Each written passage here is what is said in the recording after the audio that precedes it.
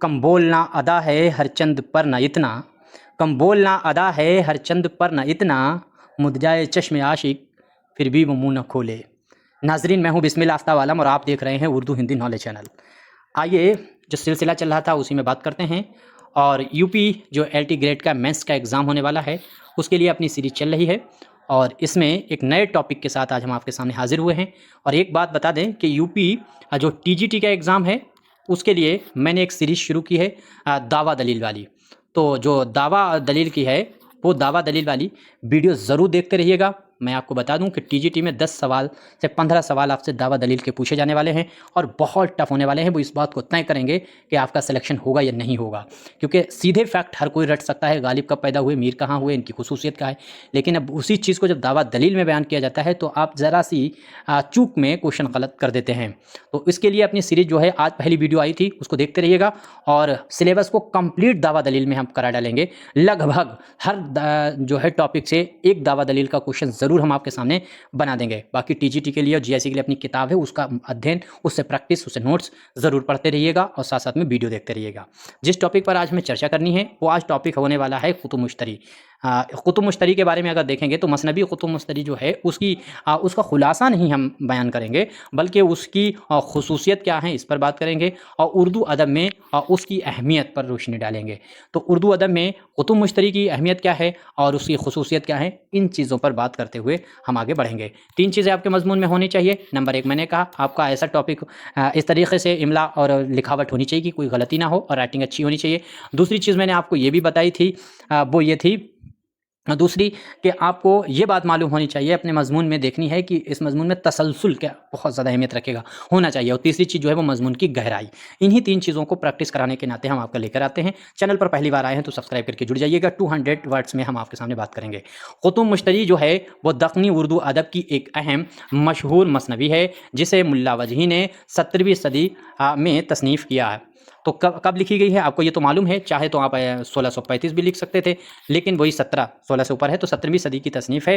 اور یہ مثنوی جو ہے وہ عشق اور وفاداری، اخلاق اور تہذیبی اقداری کی خوبصورت عکاسی کرتی ہے۔ تو اتنی چیزیں اس کی خصوصیت ہیں۔ اس کا مرکزی موضوع قطب اور مشتری کی محبت کی داستان ہے۔ تو قطب جو ہے وہ بادشاہ تھا، قلی قطب شاہ اس کے، اور مشتری جو بنگالہ کی تھی اس کے عشق کی داستان ہے، جس میں جذبات، قربانی اور انسانی احساسات کو نہایت دلکش انداز میں پیش کیا گیا ہے۔ ملا وجہی نے اس مثنوی میں سادہ مگر دلنشین زبان استعمال کی ہے، جس سے قاری آسانی سے متاثر ہوتا ہے۔ اس مثنوی کی ایک بڑی خصوصیت اس کا شعری حسن اور منظر نگاری ہے۔ شاعر نے فطرت، حسن اور جذبات، کیا چیز، فطرت اور حسن، جذبات کی تصویر کشی نہایتی خوبصورتی سے کی ہے۔ اب آگے دیکھیے، تشبیہات، استعارات کے استعمال نے کلام کو مزید دلکش بنا دیا ہے۔ اس کے علاوہ مثنوی میں دکن کی تہذیب، رسم و رواج اور معاشرتی زندگی کی جھلک بھی نمایاں طور پر نظر آتی ہے۔ آگے والے پوائنٹ آگے دیکھیے کہ اردو ادب میں قطب مشتری کو خاص اہمیت حاصل ہے کیونکہ یہ دکنی ادب کا ایک بہترین نمونہ مانی جاتی ہے۔ اس نے اردو مثنوی کی روایت کو مضبوط کیا اور اس کے بعد شعر کو متاثر کیا۔ اس مثنوی کے ذریعے اردو زبان کی ابتدائی ترقی، ادبی لطافت اور شعری صلاحیت کا اندازہ ہوتا ہے۔ یہی وجہ ہے کہ یہ تصنیف آج بھی اردو ادب کے طلباء اور محققین کے لیے نہایت اہم سمجھی جاتی ہے۔ اس طرح یہ مضمون آپ کے سامنے 200 ورڈ میں نے پورا کر دیا۔ چاہیں تو اس میں اور بھی چیزیں بڑھائی جا سکتی تھیں، جیسے زبان اس میں دکنی ہے تو زبان میں کس طریقہ کے الفاظ استعمال ہوئے ہیں، بحر کون سی استعمال ہوئی، اس کی خصوصیت میں آپ ڈال سکتے تھے۔ ساتھ ہی ساتھ میں اس میں پیغام رسائی کیا چیز ہے وہ ڈال سکتے تھے۔